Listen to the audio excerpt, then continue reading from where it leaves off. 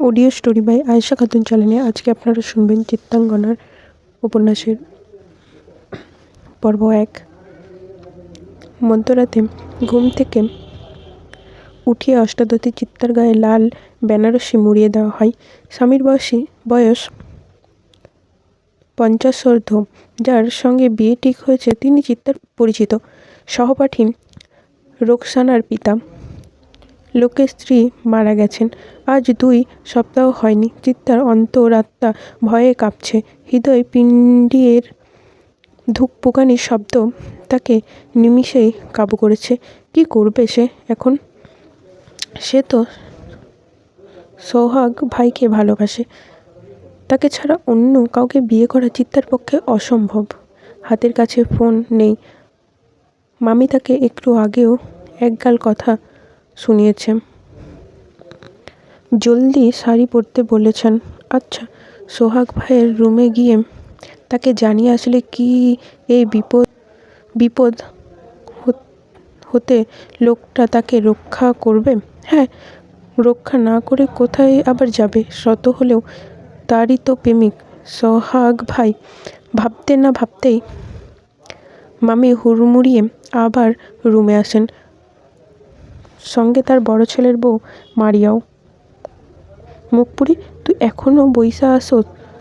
তোর আম্মারা আইসা বুঝি তোরে তৈয়ার করাবো? মার্জিয়া বেগম গর্জে উঠলেন। দয়া করে এমন করো না মামি। আমি ওই লোকটাকে বিয়ে করব না। দয়া করো। ঘরের সব কাজ আমি আরও ভালো করে করব। তাও রহম করো মামি, রহম করো। চিত্তা মার্জিয়ার পা ধরে আর্তনাদ করে। তবে এহেন আর্তনাদ মার্জিয়ার হৃদয় ছুঁয়েছে বলে মনে হয় না। চিত্তাকে পাশ কাটিয়ে মারিয়া শাড়িটা ছুঁড়ে মারে তার মুখের ওপর। তাচ্ছিল্যের স্বরে বলে, নাটক কইরা লাভ হইব না। আম্মা আপনি ওরে ধরেন, আমি শাড়ি পরাই। ভাবি আমি আপনার পায়ে পড়ি, আমার সঙ্গে এমন অন্যায় করবেন না। মারিয়া ধাক্কা মেরে নিজের পা সরিয়ে নেয়। বলে উঠল, সব অন্যায় খালি আমরাই করি, আর তুমি তো দুধে ধোয়া তুলসী পাতা। এই বাড়ির কাঁধে বইসা আর কতকাল খাইবা?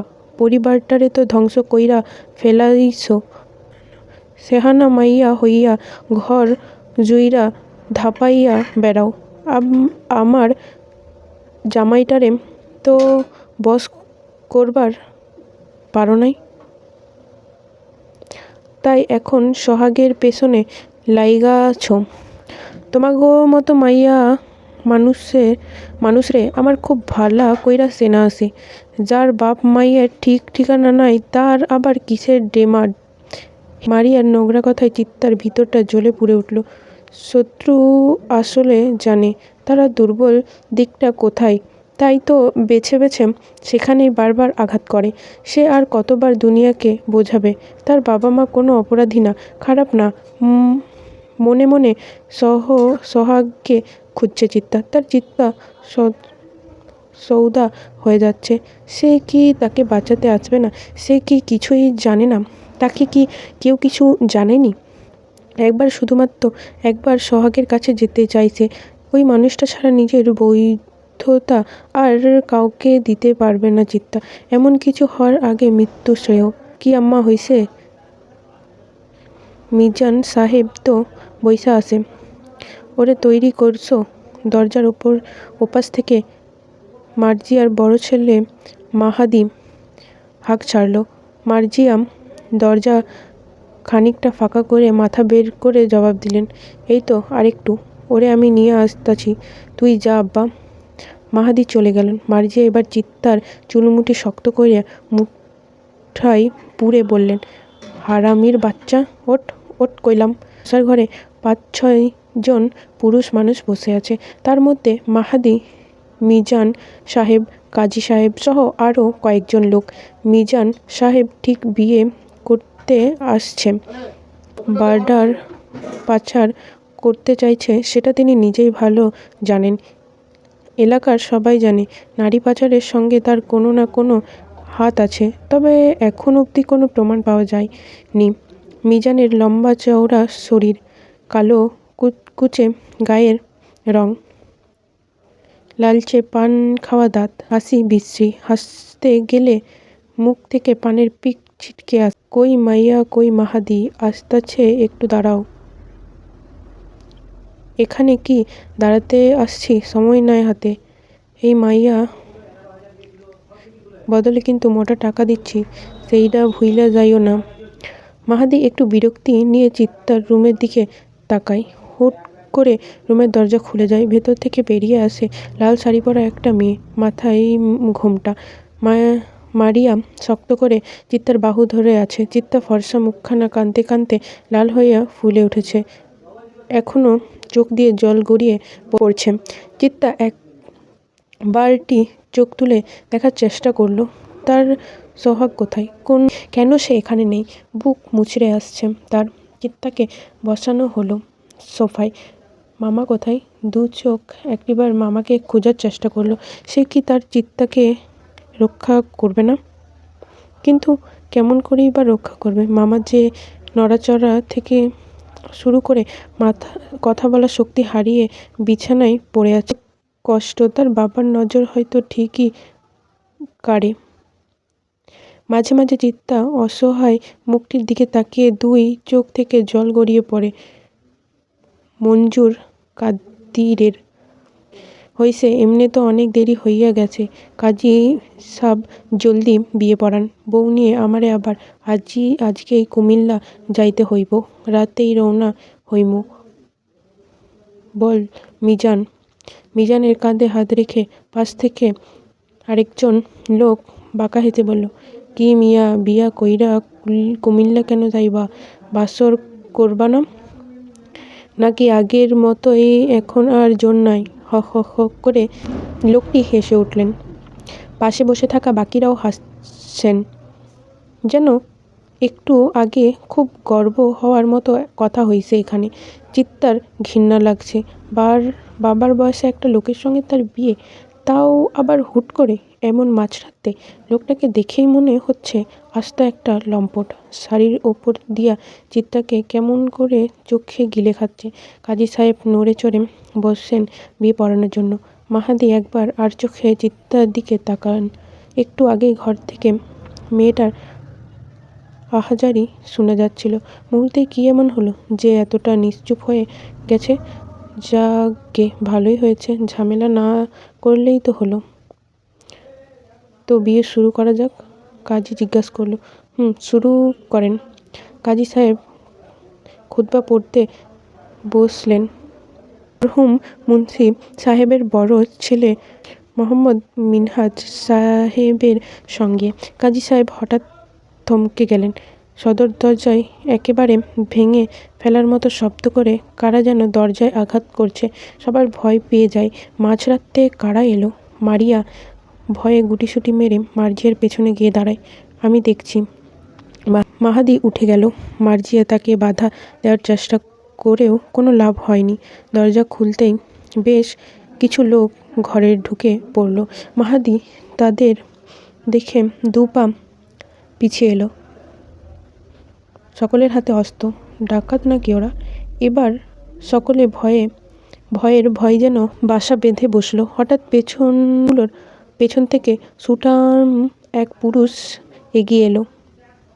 স্যুট প্যান্ট পরিহিত। মিজান সাহেব লোকটাকে দেখে কেন জানি আঁতকে উঠল। সোফা থেকে এক ঝটকায় উঠে দাঁড়ালো। চিত্রা এখনো বুঝতে পারছে না এখানে কি হচ্ছে, তবে নতুন কোনো বিপদের যে উদয় হয়েছে তা খুব ভালো করেই বুঝতে পারছে সে। ছেলেগুলো সোফা থেকে সবাইকে সরিয়ে দিয়ে ভালো করে তা মুছে দিল। লোকটা এসে সোফায় বসে পায়ে পা তুলল। ছেলেগুলোর মধ্যকার একজন এগিয়ে এসে লোকটির শরীর থেকে স্যুট খুলে হাতে নিল। ফারাজের পাশেই দাঁড়ালো সে। লোকটি ভাবলেশীনভাবে টেবিলের ওপর রাখা মিষ্টির প্লেট থেকে একটা মিষ্টি মুখে দিয়ে জিজ্ঞাসা করলো, তো মিনহাজ সাহেব, জোয়ান মেয়েদেরকে যদি আপনার মতো চাচারাই বিয়ে করে ঘরে নিয়ে যায়, তবে আমাদের মতো ভাতিজাদের কি হবে?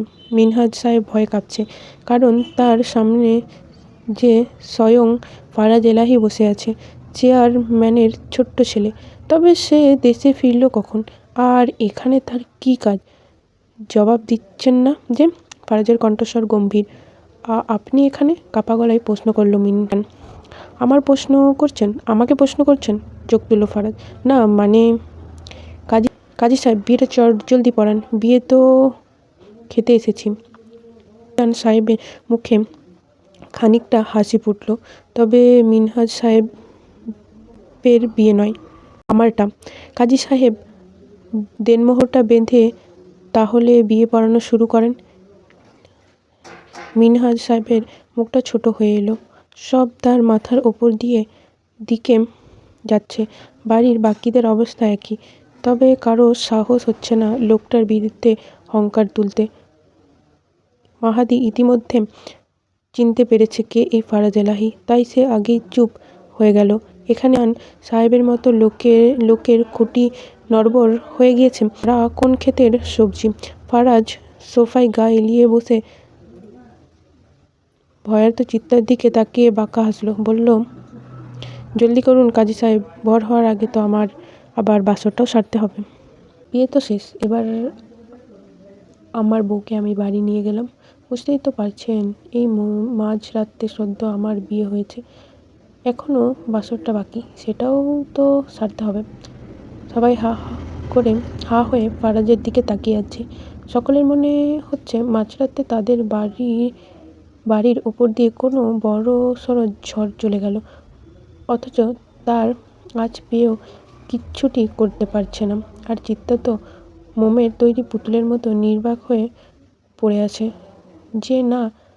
সে আসছে আর তাকে গলিয়ে দিয়ে যাচ্ছে।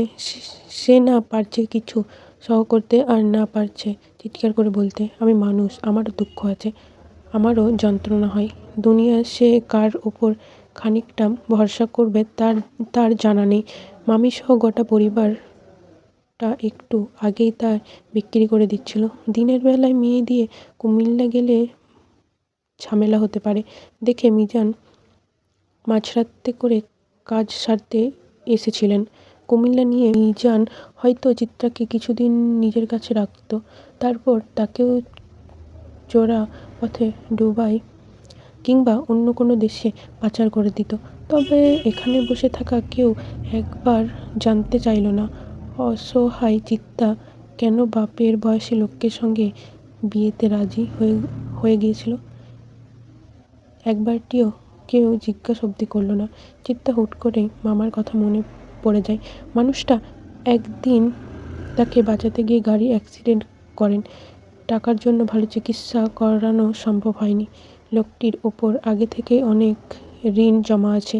এখন যদি মামার জন্য নিজের সুখ চিত্তা বিসর্জন করতে না পারে, তবে তো সম্পর্কের সঙ্গে বেইমানি করা হবে।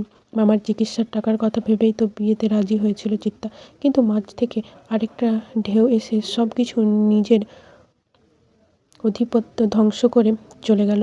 তবে লোকটার চোখে কোনো করুণা আছে কিনা চিত্তার জানা নেই। আপাতত সে জানে এই লোকটাই তার সব, তার অভিভাবক, তার বৈধ পুরুষ। তবে 3 অক্ষরের কবুল সম্পর্ক হলেও ভালোবাসা তো হয়ে যায় না। নিজের প্রতি ঘৃণা হচ্ছে চিত্তার। সোহাগের সঙ্গে সে তো অন্যায় করে ফেলেছে। সোহাগ যদি জানতে পারে তার চিত্তা আজ তার কথা না ভেবে এত বড় সিদ্ধান্ত নিয়েছে, তখন কি হবে? চিত্তা জানে তার উল্টে যাওয়া জীবন আর ঠিক হওয়া নয়। এমন কপাল নিয়ে কেউ জন্মায়? মানুষ এত অভাগা হয়? চিত্তার চোখে কোণে জল। বাড়িতে সোহাগ নেই। চিত্তার জানা নেই সে কোথায় আছে। বাসাতে ছিল সে, কিন্তু এখন আর নেই। থাকলে কি চিত্তাকে এমন পরিস্থিতি পড়েও বেরিয়ে আসতো না? গাড়িতে উঠে আগে মামাকে শেষবারের মতো দেখতে চেয়েছিল চিত্তা, তবে ফারাজ এলাহি দেখতে দেয়নি। তার হাতে নাকি সময় নেই। অন্ধকার রাতে হাজারো স্মৃতি মোড়ানো বাড়িটিকে একবার নয়ন ভরে দেখল, তারপর সামলে গাড়িতে উঠে বসল। এর কালো মার্সিডিজ, আগে পিছে আরও 2টি গাড়ি। অস্ত্র হাতে দাঁড়িয়ে থাকা লোকগুলো সেই সব গাড়িতে উঠে বসল।